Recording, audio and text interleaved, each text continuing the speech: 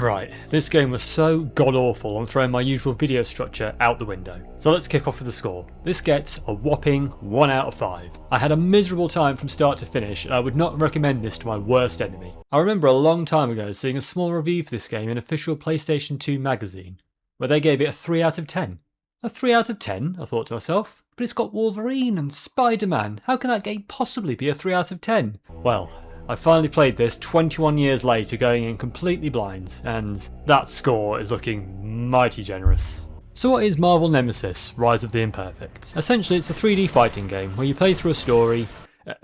Well, they call it a story, but we'll get to that, trust me. Fighting as many different characters like Wolverine, Storm, Iron Man and Spider-Man to beat up enemies as well as tackle other mission objectives. The crux of this game is the combat, which is unfortunate, because it is without a shadow of a doubt the most broken combat I've ever played.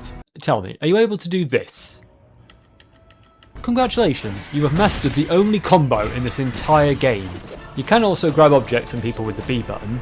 You can also block against attacks with, guess what button? That's right, the Y button. Really? The Y button? Like, don't get me wrong, I understand on the OG Xbox it's awkward as you have no shoulder buttons, so you'd have to take your thumb off the attack button to block regardless, but the Y button? I double checked the PlayStation version, which had 2 extra shoulder buttons, and it is the same. It's such an unnatural placement that for most of the game I forgot I even could block. You've also got this rage meter that builds up, and when it's full you can trigger rage mode, which gives you an unlimited super energy. The super energy lets you do stronger attacks and stronger throws if you hold the right trigger. When the super meter is empty you can stand in place to charge it back. Very slowly. Now you do play as a variety of characters. There's 18 in total to pick from in verses, but none of them feel distinct. Yes, technically there's different moves like Elektra throws sides, Spider-Man can grab things with his webs, but this combat is just horrendous. You don't feel any impact when you hit somebody, and I could never understand how the health worked. It will go down, but then it can come back over time if a character avoids damage. I never figured out how to stop this, or how the game decides what damage is permanent and what can be recovered. I only know that it was annoying because an enemy boss could get their health right back if I didn't get more hits on them. And there's times where I got the enemy down to literally 0 health and they didn't die. Oh, and except for one solitary mission with Venom, there's no way to heal your health. Once it's gone, it's gone. So fights just become a button mash where you try and spam the enemy with projectiles. Oh, and if a character's health drops below 25% and the other character does a super grab, R trigger and B, then they, and I'm quoting the instruction booklet here, may trigger a finishing move, regardless of the opponent's health level.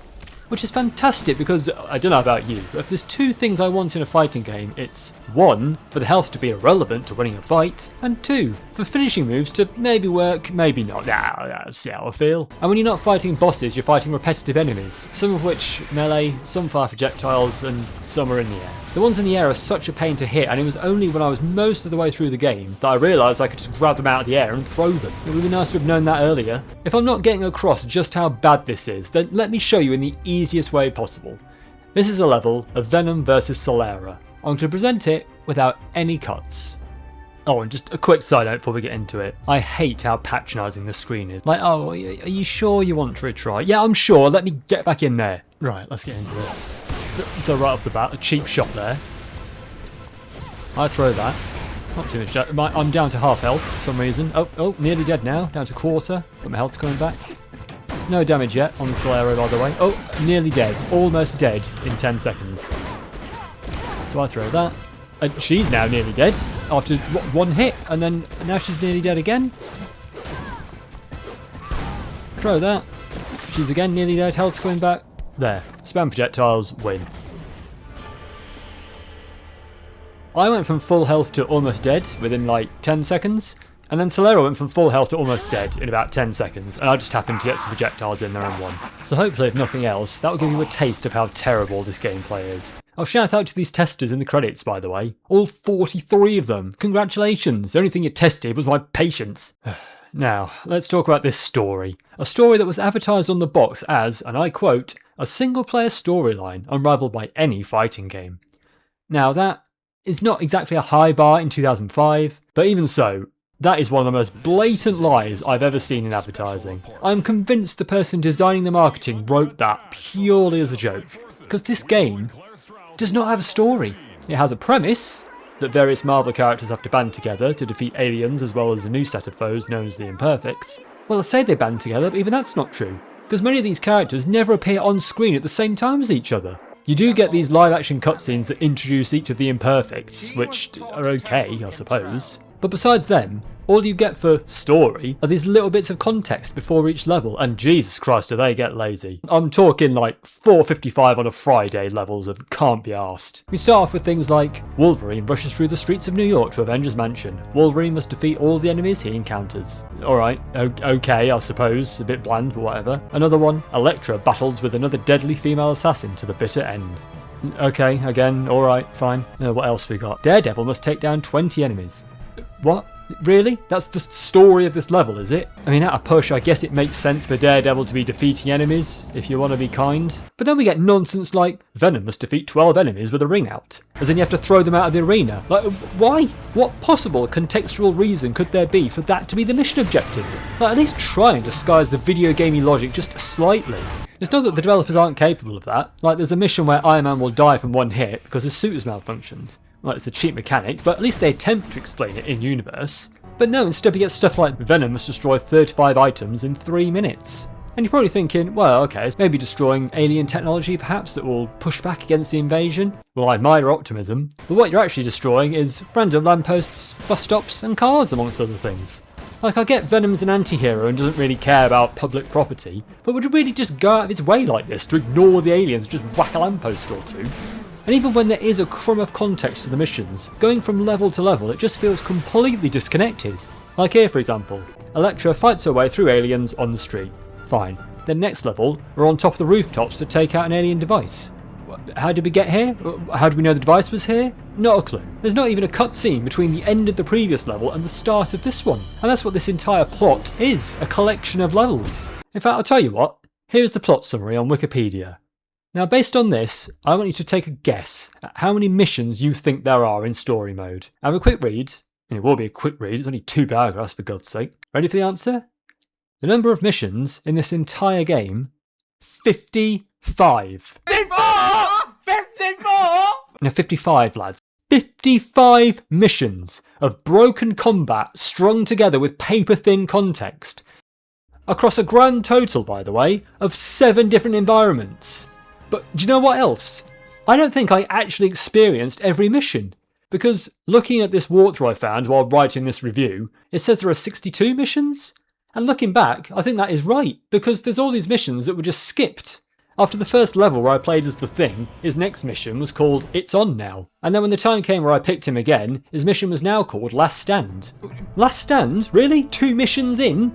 It's like when they killed off Superman in the second film. I mean, I shouldn't be complaining that I had to play less of this game, but I just have no idea how this progression works. And you know what? I don't care enough to find out. Oh, shout out to Adam, by the way, for this walkthrough, uploaded on Christmas Day. Good God, man, I hope things are better for you now. Anyway, back to this plot summary. This part here that mentions Elektra and Daredevil, that's Mission 7, by the way. Nothing worth mentioning before that. And then this part here about Magneto, do you know when he enters the picture? Mission 51. I mean, that's 44 levels in between that don't get a look in, aside from a couple that reference Paragon. 2 paragraphs to sum up 55, probably 62, missions. Is there a bigger sign that you've got nothing but filler?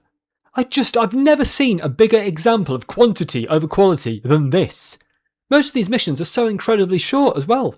I'm talking less than 3 minutes short. But when they are hard, my God are they hard. 2 levels in particular took me a combined 2 hours and 15 minutes to beat. But I'm not done, because there's more bizarre design choices. Take a look at this freeze frame. For context, I'm in the middle of a level, a mini cutscene has just happened, and now we're going back to gameplay. Using your intuition, tell me where you think I am on screen. I'll give you a few seconds. If you thought here, you'd be wrong. Here I am. Like, Christ, can you make me any smaller? Why am I not in the foreground with the enemy in the back? Even the way you progress through the missions is just odd. So here's the selection screen after beating the first level. Okay, so mission 1 must go there, mission 2 there, 3, 4, and then you can scroll across as more missions unlock. That seems simple enough. So mission 2 finished, and let's... Oh, it's in the same place. Okay, so if it's a mission for the same character, it will be in the same tile. Bit unusual. And then you get scenarios where the available characters each have a big mission. You can tell it's a big mission because, oh, look how dramatic it looks. So I get a choice, and I pick Daredevil. I do the mission. Right, let's maybe do Wolverine next. Oh, I can't. It wasn't until several missions later that I could then pick one of those earlier missions that I missed out on. I mean, for Christ's sake, does it need to be this complicated just to get through the game? Anyway, I avoided playing as the Thing at the start of the game, so much so that the game just skipped his missions like I said. Well, let's finally tackle his last stand. Okay, no idea who this person is. I presume it's maybe who we're fighting, one of the Imperfects. Right, let's get into it. Wait, whoa, what? What do you mean I'm fighting against the Thing? The mission select implies that I'm playing as the Thing. And this isn't the only time this happens either. Ah, can't wait to be Wolverine again. Oh, never mind. Oh, I'm this guy. Oh, love me some Elektra. Oh, no, sorry, it's this person. Like, just tell me who I'm playing as on the mission screen. Why the secrecy? There's just nothing resembling pacing. These missions are just a grab bag of characters that appear and disappear from the story at random. This cutscene you're looking at is the first time where Venom appears. Do you know when this is? Mission 21. No build-up, no foreshadowing, anything. Oh, but that's nothing compared to what they do with Spider-Man. Or Spidey Boy, Webhead, Webby Boy. He does not get a mission until mission 32. He's on the front cover, for God's sake. Why are you holding him back? Well, they kept me waiting this long, so he better have a cool level. Oh, this is the mission name, by the way. Really imaginative. So what's our big objective? Destroying computers. Honestly, I could go on and on about stupid moments in this game, but I've gone on long enough. You get the idea. Now I guess we'll talk about the presentation. As for the graphics, I mean, just look at it. This game looks how I feel. You do know you're allowed to put some colour in, don't you? You won't get in trouble for it. Speaking of these street levels, they have this weird choice where you're looking through a building to watch the fight. It's like you in the studio audience for a sitcom and they just kept the fourth wall up there. The voice acting is fine, I suppose, nothing to write home about. The music is technically good, but when it's alongside the quality of the gameplay, it seems weirdly out of place. Like, I've been stuck on this section for 10 minutes, just chill, it's not that deep. But anyway, you strike your way through 55 missions, at least, beat the game, and get these credits. Developed by Nihilistic Software. You just can't make this up, can you? I love these images, by the way. Like, oh, look at these characters we desecrated, aren't we good? Now, throughout the game, you unlock these character cards, which are okay. Honestly, they might be the single positive in this entire game, just because they reminded me of the top trump cards we used to play with back in the day. And you can also unlock comics to read. Well, I say read, they do the motion comic thing, which is alright. But you also get this weird voiceover. Reed's father was disappointed in the way his son had grown up. This was not the boy he wanted. Like, just pick one or the other. It's like reading a Song of Ice and Fire while you got Game of Thrones on in the background. The final insult of this product, though, is the Versus mode, where you can play matches against the CPU or a friend, or more likely, your worst enemy. Now, you can earn the characters and stages by playing through the story, as I unfortunately did, or you can earn them by winning a certain amount of Versus matches. Here's the list I found, by the way. Just look at how many you need to win to unlock everything. Not just playing matches, winning them as well. I cannot think of a more miserable experience than trying to win 150 matches. But then you go to select your characters, and the game will actually insult them. Like, I understand that someone like Elektra, for example, might not be as strong as Iron Man. Fair enough. But what are these stats? Like, could there not be some attempt at balance? Why would I ever pick to fight as Elektra when she's this weak? So yeah, that's everything I could fit into this. Utterly dreadful in every possible sense. But do you know what the biggest joke of all is? Something that convinces me that someone somewhere has conspired against me. I don't just have one copy of this abomination, I have two! But anyway, hope you enjoyed me losing my mind. Stick around if you want to see a more innocent version of me that existed. I'll end this review with an apt quote from one of the characters. It is my curse to be alive. Yeah, tell me about it, I know the feeling, mate. Anyway, let's cut to one game prior. Marvel Nemesis, Rise of the Imperfects. You got Spider-Man, you know, you got Wolverine. Those are the only two I knew at the time. I know Iron Man now, but these others, I genuinely don't know. That's for some reason stuck in my head for over 20 years now, that it's got 3 out of 10 for official PlayStation 2 magazine. I am interested to check it out. Let's see. So, battled with 18 superheroes from 6 families, including a powerful new group, the Imperfects. It's 18 characters you can play. That sounds like fighting to me. Unleash the devastating superpowers unique to each character. Your surroundings are a weapon in fully destructible battle environments. I do love that. I love a bit of battle destruction when you're fighting. And save the Earth in a single-player storyline unrivaled by any fighting game. Digging into the instruction booklet. Oh, it's getting very sunny. You can see that my hands there. It's getting a bit sunny. Right. Oh, bloody hell. Oh, God, this is a bit... I just realised how thin this is. There's not a lot to this, is there? Christ. Okay, then we've got our rage and recovery moves. Oh, finishing moves. Nice. A super throw may trigger a finishing move. Nice. I like that. Story mode. Oh God, they're really selling this, aren't they? That drops you deep into some of the most spectacular clashes ever experienced in a fighting game. All right, flip.